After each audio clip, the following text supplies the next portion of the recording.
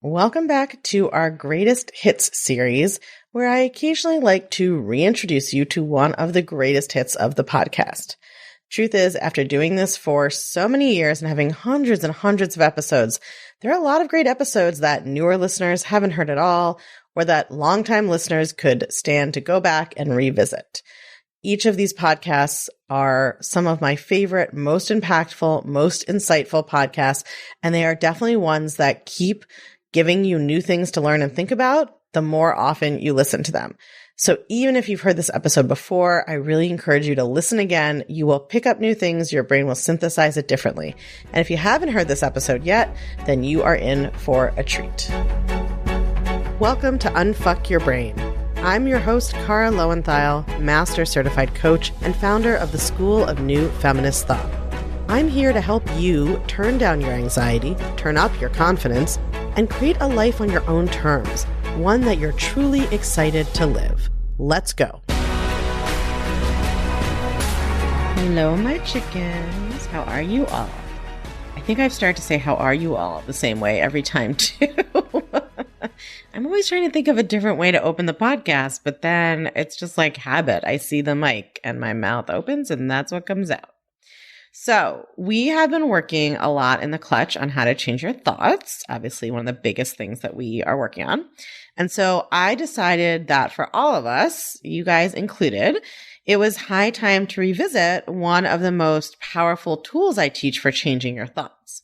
And that is called the thought ladder. And if you are in the clutch, you should still listen to this podcast because it's going to help you. And if you are not in the clutch, you know what I think about that. You should come hang out with us. But whether you're in it or not, this tool is super important for learning how to change your thoughts. And I actually touched on this tool in an early episode of the podcast, so some of you may remember that.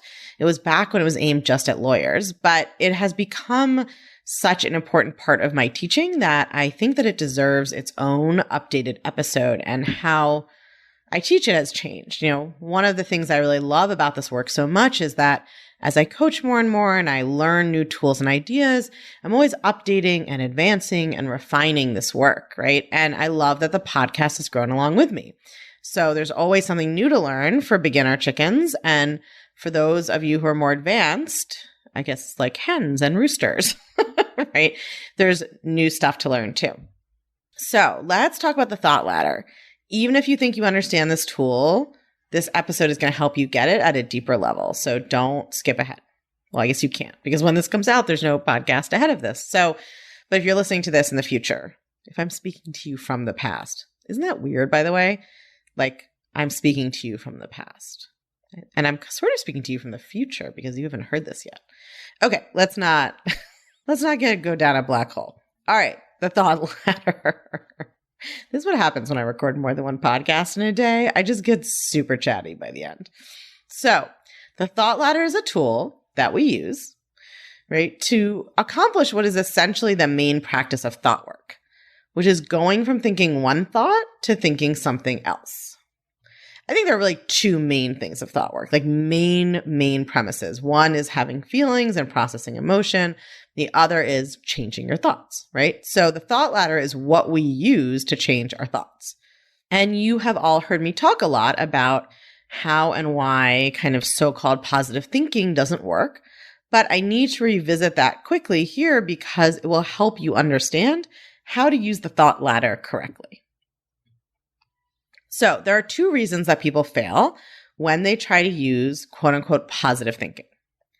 One is that they are trying to believe something that is too positive. They don't believe it yet, right?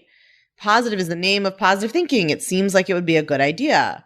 But the problem is that human brains are actually really good at lying to themselves.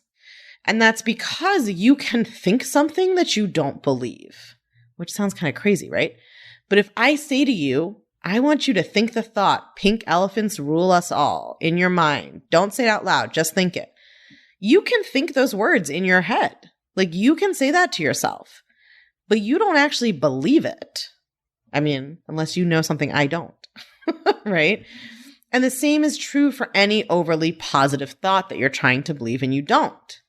Like, I'm worthy no matter what I do, or my body is beautiful, or I can have anything I want in life. Like, I believe all those thoughts now after several years of thought work. Most of you probably don't. Now, you can think those thoughts. You can say them in your mind. But if you don't believe them, right, you're not going to get the emotional response. Of course, that has nothing to do with whether they're true.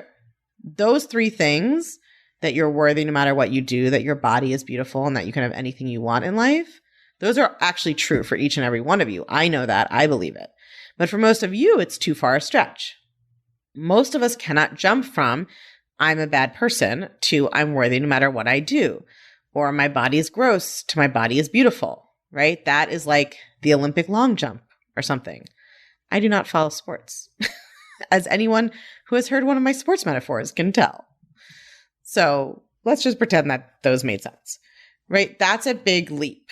It's too big. The Olympic long jump is too big, right? You would need like a vaulting pole.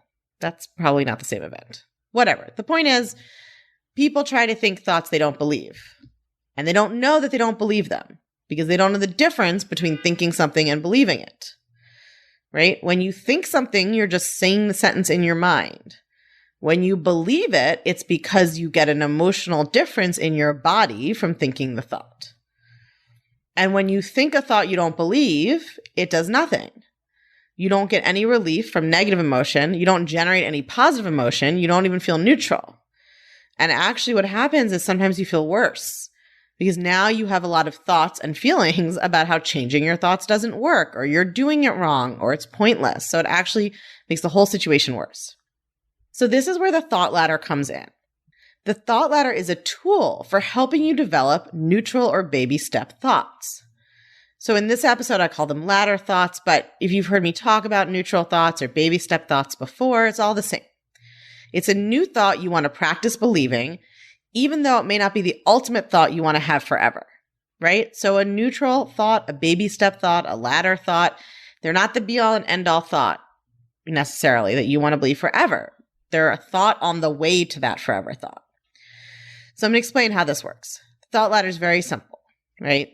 And if you are in the clutch, you get a whole workbook about this in the self-coaching course that you get when you enroll. But if you're in the clutch, you can use your workbook if you want to be kind of working along with this episode.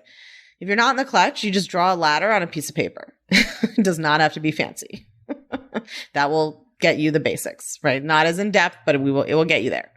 So at the bottom of the ladder, you put your current thought.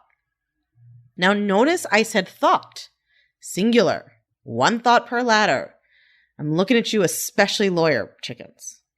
I don't know. Lawyers in particular try to cram 13 thoughts into a sentence using semicolons. I've just noticed this.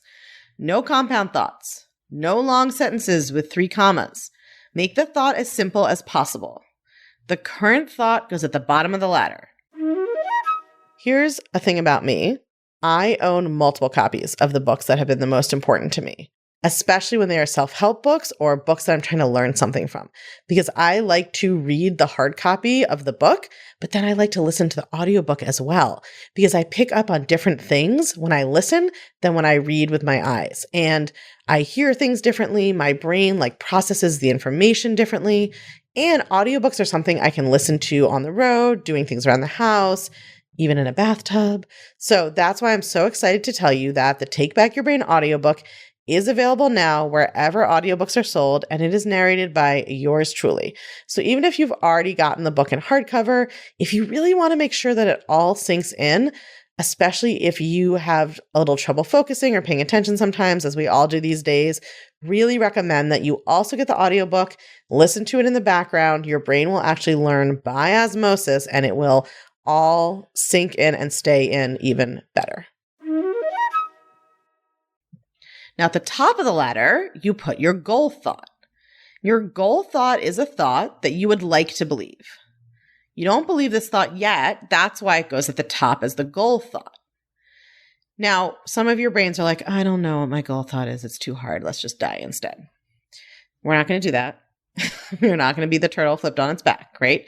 If you're not sure what you would want to believe as your goal thought, you can ask yourself one thing, which is, what is the opposite of your current thought? So if your current thought is, I'm a bad person, you could just ask yourself, what would be the opposite thought? Or you can imagine someone who sort of is that kind of person that you want to be, right? They have the feeling you want, or they have the result you want, or they have the beliefs you want, or they have the like thing in their life you want, whatever it is, right? What would they be thinking? Like if your current thought is my body is gross, what is someone who likes their body thinking, right? You can ask it that way. It's okay if your goal thought doesn't seem super amazing. Your brain may not be ready to come up with a truly positive goal thought yet, but it will get there. And there's no real right or wrong. And honestly, your goal thought doesn't matter that much because we're just trying to give you some vague idea of like what would be different, right?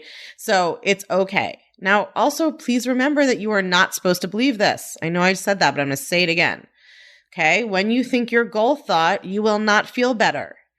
If you feel better when you think it, then you accidentally discovered a thought you can already believe, and you can stop doing the latter and just practice that. But if you're doing a latter, usually the reason is you can't believe the goal thought, right? So it's not supposed to feel good. It should probably feel like nothing. Like, sure, it would be nice to believe that, but I don't. That's what a goal thought is. It's a thought where if I suggested it to you, you would say to me, yeah, sure, it'd be nice to believe that, but I don't, right? But my brain has all these objections, but I don't feel anything. Okay, so you take your goal thought, whatever it is it'll do, write it at the top of the ladder. So now what we have to do is figure out what thoughts are going to take us from the bottom, our current thought, up to the goal thought at the top of the ladder. And to do that, we need to brainstorm neutral thoughts. Okay, ladder thoughts are not usually super inspirational. They will not be featured on Instagram accounts on photos of people doing yoga on the beach. They will not be engraved on jewelry on Etsy, right? They don't make good quotes. They're not super inspirational. They're very small steps, but they are thoughts you can believe, right? So in the clutch, you get a whole workbook that gives you a lot of prompts for how to do this. And I can't go through them all in the episode, but I'm going to teach you a few of my favorites. So one thing to do is to attach what I call like an opening phrase, like I'm open to believing, or I'm learning to believe. So if your goal thought is, I'm inherently worthy, let's say, you could practice thinking, I'm open to believing I am inherently worthy, or I'm learning to believe I'm inherently worthy. So that's attaching an opener to the goal thought, right? You're like, here's the goal thought, and then we just put in front of it, I'm open to believing, I'm learning to believe, I'm becoming a person who does believe, right? We attach an opener to the goal thought. You can also attach an opener to the current thought. Like, it's possible my brain is not reliable when it tells me this thought. So you could think, it's possible my brain is not reliable when it tells me I'm not worthy. So that's kind of an opener, right? You could attach to the goal thought or to the current thought. You could also try what I call depersonalizing the thought, right? Our thoughts are most painful when they're about us. So if you have the thought that you're a bad mother because you yell at your kids sometimes, you may not yet be able to believe that you're a good mom, but you might be able to believe a thought like there are good mothers who yell at their kids sometimes, or a person can yell at their kids and be a good mom too, right? You're making the thought be about other people who share something with you, right? They have something in common with you, but it's like more distant than making it about yourself, and your brain won't put up as many objections. Right? I used this technique a lot when I was doing my body image and dating work on myself. And I used the thought, some fat women find love a lot, right? It was like depersonalizing it. I wasn't trying to believe that I was going to because my brain wasn't there yet, but I could totally believe that some fat women did. And then over time, your brain kind of adapts and applies that kind of thought about other people to you almost subconsciously. So those are a couple of tools I like to use, a couple of examples, but there's no right or wrong way to come up with a ladder thought, truly. It just needs to be slightly better than your current thought. And I really encourage you to brainstorm several anytime you do a thought ladder. There isn't a right answer. Come up with a few and then read each one and see which one feels best to you. And so important, you have to remember, best may just be feeling like nothing, like feeling neutral. Or it might even just be feeling like bad, but not quite as bad, right? Like, especially with anxiety, sometimes a neutral thought will just feel like, oh, my anxiety went from an 8 to a 4, on a scale from 1 to 10. that's still good. A 4 is better than 8, right? That's the whole point of a ladder thought. It doesn't do you any good to be like wishing and looking for a thought that will magically solve all your feelings when you're not ready for that. It's much better to practice a thought that improves things a little bit, and over time, it will get better and better. So just going for feeling a tiny bit better, even just a slight lessening of feeling bad, right? It's not supposed to feel amazing. Once you pick a thought, you need to practice it, right? So if you're in the clutch, make sure you check out the list in the Facebook group of ways to practice new thoughts that came in your lesson with it. If you're not, one of the things I recommend is an app called Think Up, which is like an app for your phone that you can program to remind you to think certain thoughts. You can also just set an alarm on your phone if you don't want to get fancy. You can put sticky notes around the house, like anything you can do to remind yourself to think the thought. And then you need to practice. Okay? The biggest question I get about thought ladders usually is, how do I know when I'm ready to go to the next rung on the ladder, right? Or to practice the goal thought. And there's no right or wrong to this, but I think kind of once you're thinking the new thought, the ladder thought that you chose, once you're sort of thinking that naturally, right? Like you don't have to practice it all the time. It just comes up on its own. Then you can move to the next rung for the ladder, or you might be ready for the goal thought. One of the things that I find interesting about the thought ladder is that I usually, like, let's say I brainstorm 5 different ladder thoughts. So it's like there's lots of rungs on my ladder. I don't usually have to go through them all. Usually if I practice 1 until it's natural, or maybe even 2, my brain kind of like makes the jump the rest of the way on its own. So sometimes that happens, sometimes not. Sometimes you do have to go through many iterations. And the other fascinating thing, if you are more advanced at this work, is that sometimes you'll get to your goal thought and be like, oh, I now can see an even better thought about this. So like now what was my goal thought now becomes my current thought, and I want to set a new goal thought, all on the same issue, right? So it's like you going from, if your thought is, I'm a terrible person, and you're just trying to get to, I'm a okay person, like I'm an okay person is your goal thought, you might get there and then be like, oh, now I'm an okay person is my current thought. And now I want a new goal thought of I'm an amazing person. And now I'm going to do this exercise all over again, right? So you're like, always as we evolve and as we learn to love ourselves more, we see these horizons that we couldn't even see in the beginning, right? We had to like start a whole new ladder. And you can always just check in with yourself by practicing thinking the goal thought and seeing how you feel, right? Your body's always the guide. So you always just check back in with your body. All right, so that is the thought ladder, and it is a super effective tool for incremental thought change work, which I think is really the magic. You know, it's not like revolution overnight. It's not transformation immediately. I just don't believe that shit really exists. It really is like a daily grind sometimes, especially in the beginning, but that's okay. Your brain is grinding away anyway, making you feel terrible. So we might, right? It's like when my clients say like, oh, thought work is hard. I'm like, yeah, well, thinking shitty thoughts about yourself your whole life is also hard, right? We might as well put the effort into something that's going to make us feel better. So that is the thought ladder. And I don't know if real chickens like ladders. I think they possibly do not, but my chickens should love the ladder because it really is one of the most powerful tools we have. All right, y'all. I will talk to you next week. Ladder, ladder, ladder. Until then. If you're loving what you're learning on the podcast, you have got to come check out the Feminist Self-Help Society. It's our newly revamped community and classroom where you get individual help to better apply these concepts to your life, along with a library of next-level, blow-your-mind coaching tools and concepts that I just can't fit in a podcast episode. It's also where you can hang out, get coached, and nerd out about all things thought work and feminist mindset with other podcast listeners just like you and me. It's my favorite place on earth, and it will change your life, I guarantee it. Come join us at www.unfuckyourbrain.com/society. I can't wait to see you there.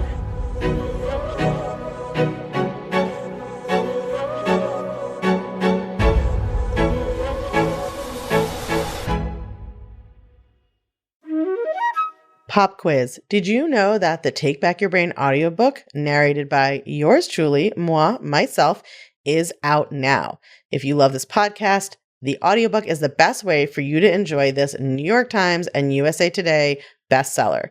You can still get the hardcover anywhere books are sold. You can still get the ebook. But if you're like me, you love audiobooks just as much or more because they're easier to enjoy on the go or while you're multitasking. And if you already have the hardcover and you have been feeling like you just want to try to absorb everything in it even better, add the audiobook, listen to the audiobook as well. It will operate on your brain in a whole different way. Go grab it on Audible or wherever else you get your audiobooks, and you have my dulcet tones in your ears teaching you how to understand your brain. It's a win-win.